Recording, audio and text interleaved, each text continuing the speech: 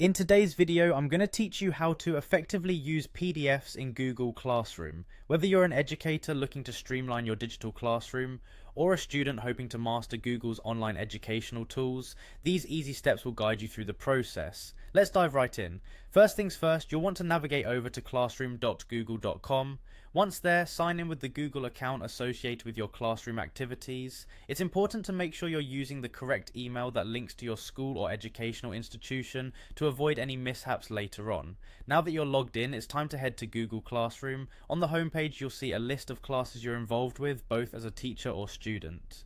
Go ahead and select the class where you intend to work with PDFs. With your class selected, your next action is to locate the Classwork tab. You'll find it at the top of the page, right next to the Stream and People tabs.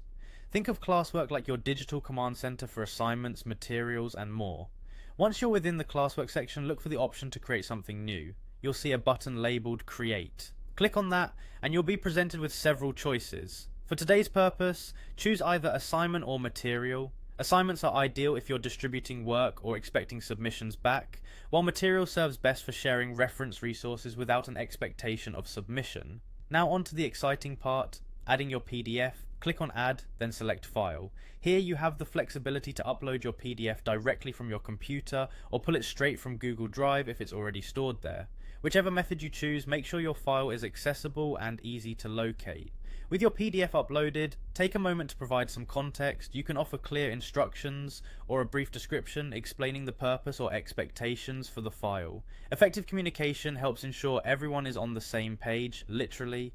After your instructions are set and you're satisfied with the preparation, it's time to make the PDF available to your students. You'll finish by clicking Post or Assign, depending on whether you chose to create an assignment or material. Your PDF resource is now part of your digital classroom space. Before we wrap up, here's a helpful tip.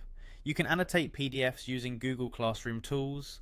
Students can open them with Google Docs or third-party apps like Kami if integrated. Some PDFs also allow direct annotations within Google Classroom, particularly on mobile devices. And there you have it, a straightforward way to use PDFs in Google Classroom, making digital learning just a bit smoother for everyone involved. Thanks for joining me today, and I hope you found this guide helpful. See you next time.